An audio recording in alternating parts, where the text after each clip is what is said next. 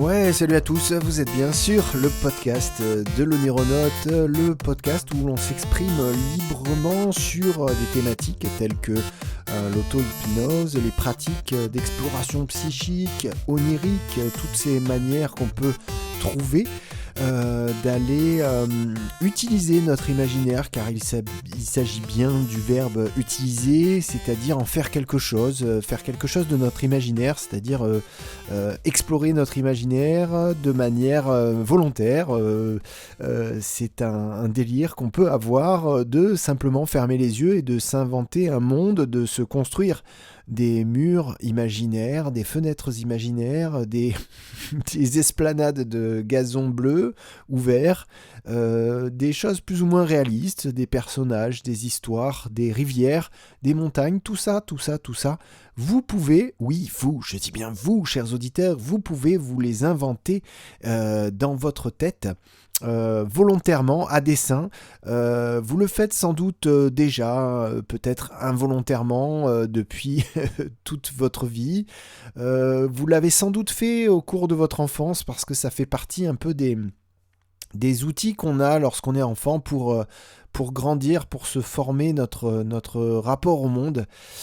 Les enfants utilisent beaucoup l'imaginaire, mais ça n'est pas réservé qu'aux enfants. On peut aussi, en tant qu'adulte, utiliser ça. C'est tout simplement formidable d'utiliser ça. Utiliser votre imaginaire, votre créativité à dessein, complètement volontairement. Bien sûr. Donc nous on est là pour parler un peu de tout ça parce que effectivement c'est très vaste et comme les sujets très très vastes sont d'autant plus intéressants à éplucher que on prend le temps de le faire. Donc voilà, on prend le temps ensemble dans ce podcast de parler de ce genre de choses. Et aujourd'hui, je voulais parler avec vous du mot prégnance. C'est un mot que j'emploie très souvent. Je pense que je l'emploie peut-être dans tous les épisodes du podcast de l'Onironote depuis le mois de mai 2020, depuis qu'on sort cette émission. Il n'y a peut-être pas d'épisode où je n'ai pas dit le mot prégnance. J'adore ce mot. Et on va en parler. Alors, qu'est-ce que ça peut bien vouloir dire prégnance ?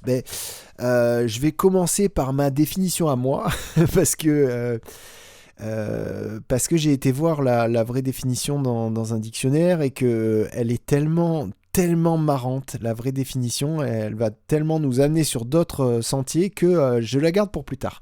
Donc d'abord, ma définition à moi, je dirais que la prégnance, c'est cette caractéristique d'une réalité imaginaire. Donc là, on parle d'une représentation visuelle, mais pas que visuelle. Ça peut être auditif, ça peut être sensitif, ça peut être kinesthésique. C'est une représentation donc dans la tête, dans l'esprit qu'on se fait de quelque chose, d'une réalité autre. Et donc là, il y a une des caractéristiques de cette réalité qui peut être la prégnance. La caractéristique de la prégnance, ça va être le réalisme. On pourrait dire comme synonyme. Joli coup, on est bon, on va faire des lapsus révélateurs à longueur de temps. C'est ça qui est bon, on aime les lapsus aussi, c'est quand même assez marrant. Donc comme synonyme, c'est pas la première fois que je fais ce lapsus en plus. C'est dingue ça. J'ai un truc avec les synonymes, peut-être. Je sais pas. En tout cas, le synonyme que je vous ai trouvé, c'est le réalisme. La prégnance, c'est le réalisme onirique. C'est dans le monde onirique, c'est cette qualité de plus ou moins de réalisme que vous allez pouvoir constater.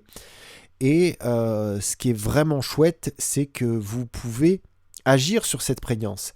C'est-à-dire vous pouvez la renforcer. Vous pouvez la moduler, vous pouvez l'intensifier, vous pouvez l'étendre, vous pouvez l'investir, vous pouvez... en fait, c'est un moteur, je dirais, de d'immersion. Voilà, on passe des caps, on passe des paliers d'immersion grâce à la prégnance. C'est vraiment essentiel cette notion de prégnance. À mon sens, quand on fait des expériences oniriques, on a tout intérêt à porter notre attention sur les détails. Les détails, c'est vraiment la chose qui va nous apporter le plus de prégnance. Hein. Je parle de mon expérience personnelle en matière d'expérience onirique. C'est ce que j'ai pu toujours constater. C'est que quand j'ai envie de renforcer un petit peu le réalisme de cette situation imaginaire que je suis en train d'expérimenter, eh bien, je vais porter mon attention sur les détails. Et ça peut être très puissant.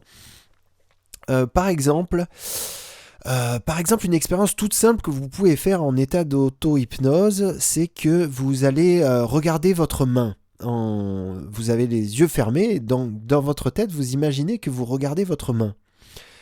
C'est assez facile à se représenter. Vous allez rapidement voir apparaître 5 doigts, normalement. Et puis, vous regardez comme ça votre main immobile qui ne bouge pas. Et puis, vous allez commencer à réussir à vous représenter un petit peu le duvet qu'il y a sur le dos de la main, la texture de la peau, la couleur de vos doigts, de vos phalanges, un petit peu les plis de la peau, les ongles. Vous allez voir de plus en plus de détails. Et le fait de porter votre attention sur ces détails imaginaire, puisque c'est toujours imaginaire, hein, ça va renforcer le réalisme.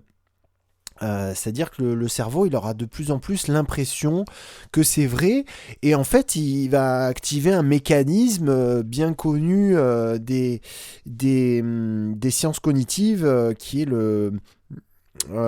cette fonction, comment ça s'appelle? C'est un nom rigolo. C'est une fonction du cerveau qui nous permet de regarder des films de cinéma.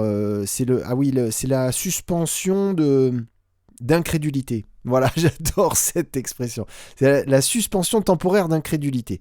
C'est à un moment donné, le cerveau, il dit ouais, bon, ok, allez, ça va. C'est pas forcément vrai, mais je continue, je regarde. Et puis le cerveau, grâce à cette suspension temporaire de crédulité, il peut avoir plus l'impression que c'est vrai.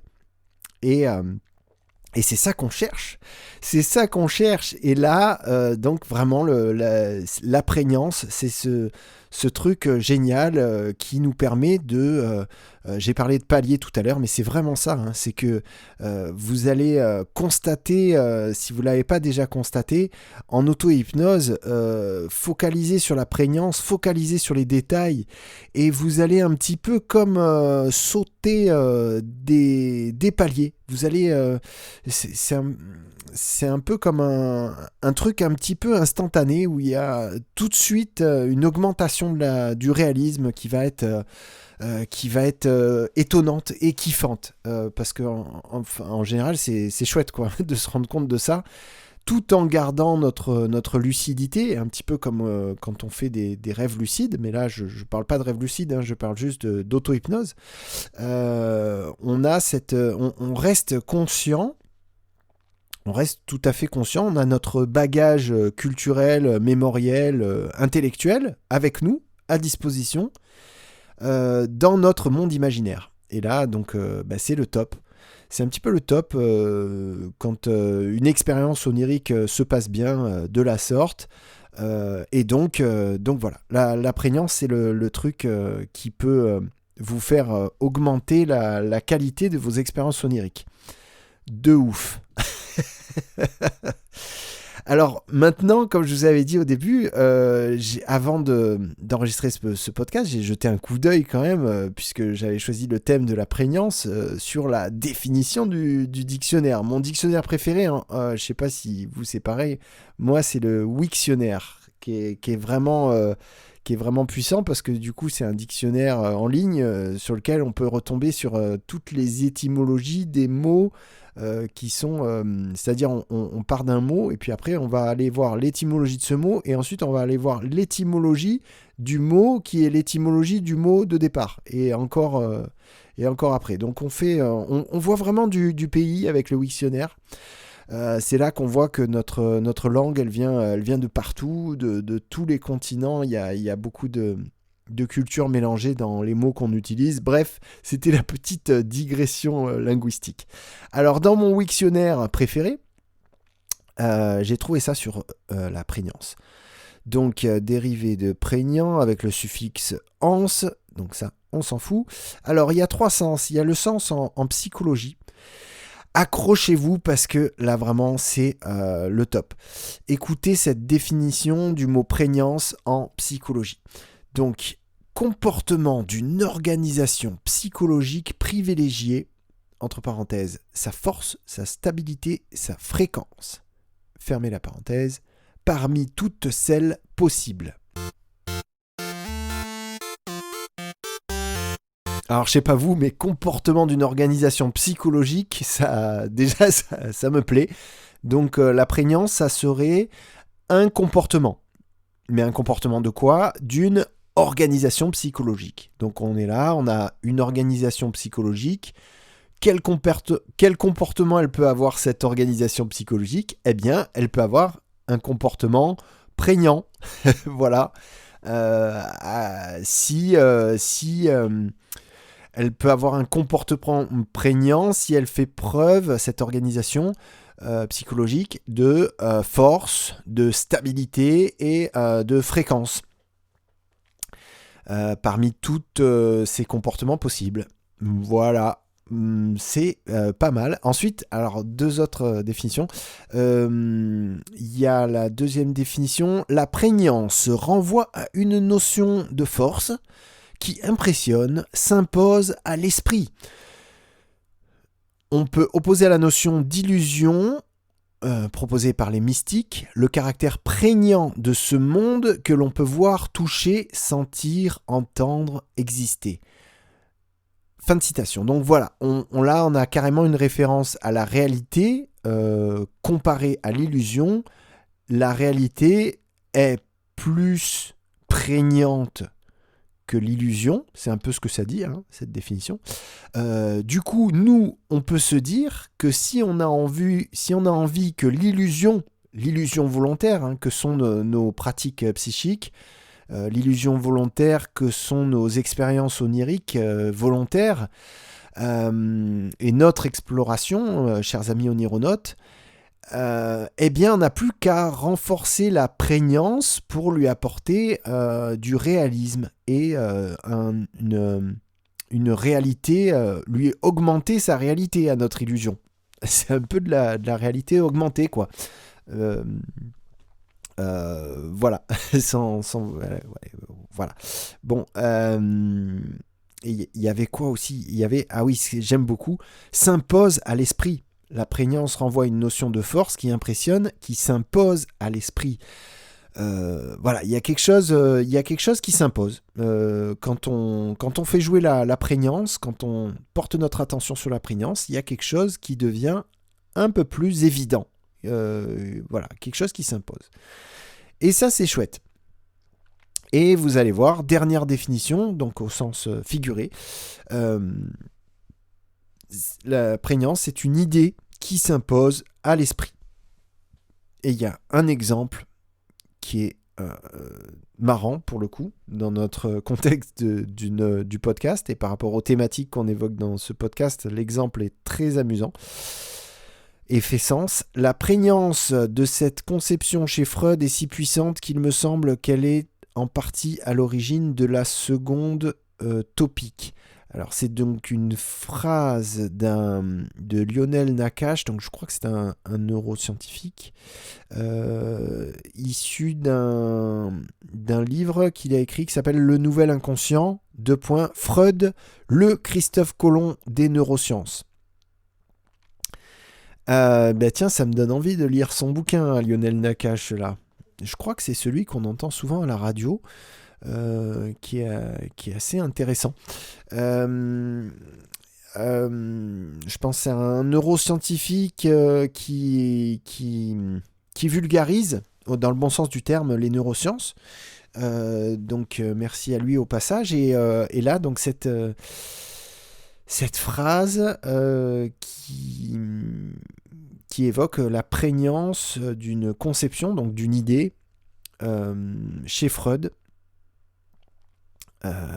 Voilà, donc dans un bouquin qu'il a appelé Le Nouvel Inconscient, Freud, le Christophe Colomb des neurosciences.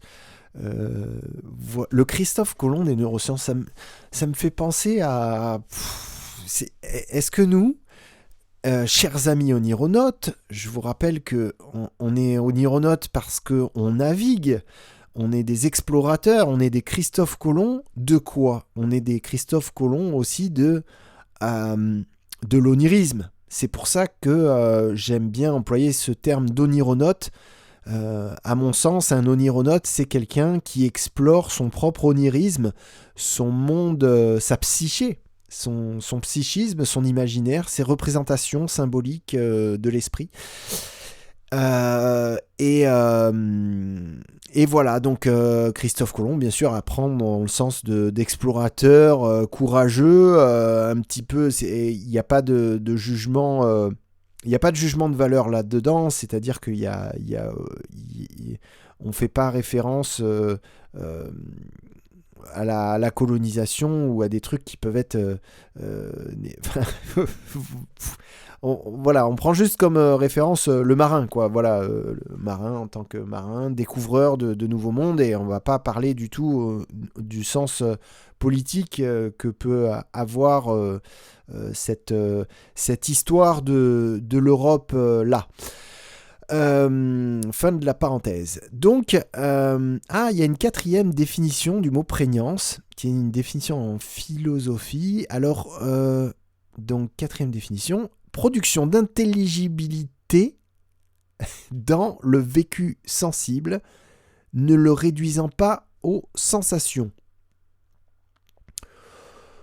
Intelligibilité. Alors voilà, le mot est lâché. Je n'ai pas buté sur aucune des syllabes de ce mot absolument délicieux, n'est-ce pas ? Intelligibilité, ce qui est marrant, c'est que il est très difficile à dire, intelligibilité, et pourtant il est gage d'intelligibilité, c'est-à-dire que si on arrive bien à le prononcer, on comprend bien son sens.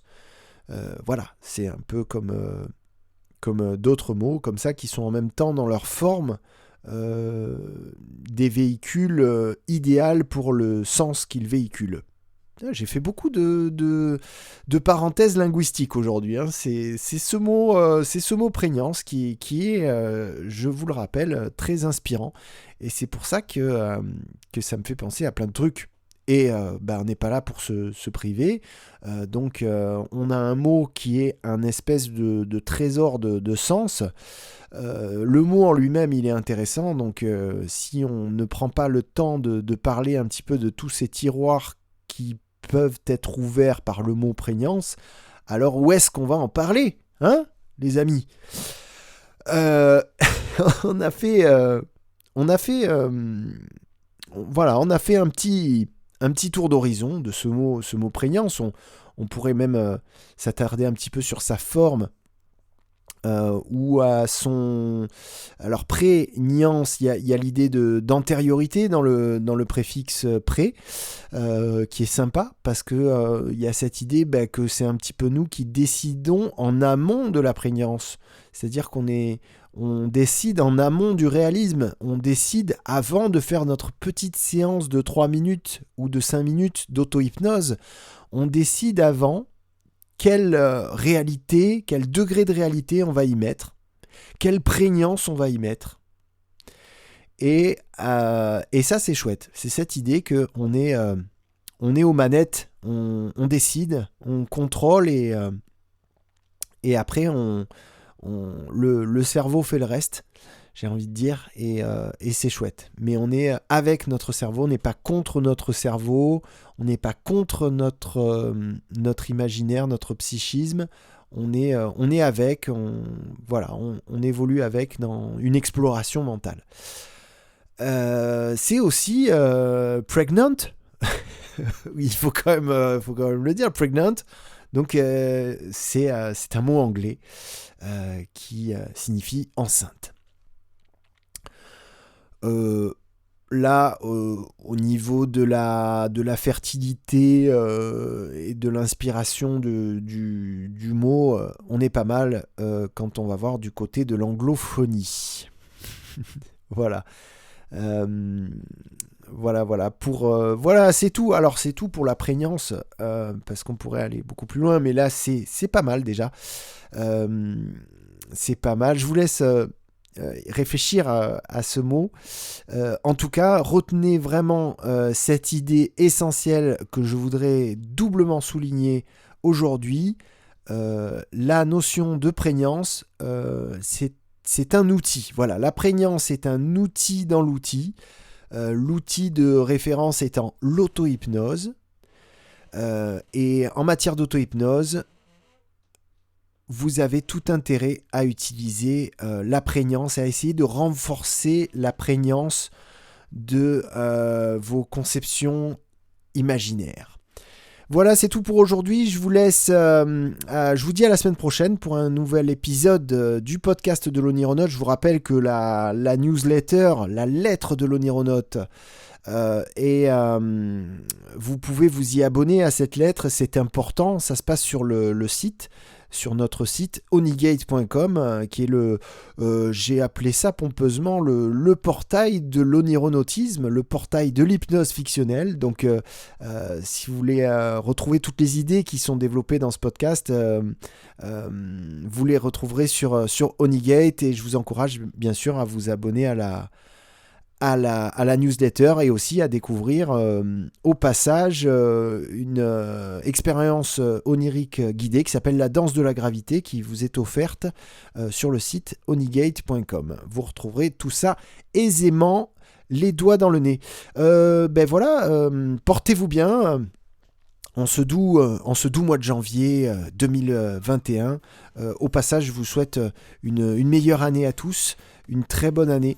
Je fais pas partie de ceux qui trouvent que 2020 a été complètement catastrophique. Je pense qu'il s'est passé des très très belles choses aussi, en même temps qu'on a vécu tous ensemble des choses difficiles, et qu'on va sans doute en vivre d'autres difficiles cette année, parce que c'est pas fini ces histoires de virus, de pandémie et tout ça, mais voilà, il y a des belles choses à vivre et à découvrir ensemble aussi. Allez, hasta luego.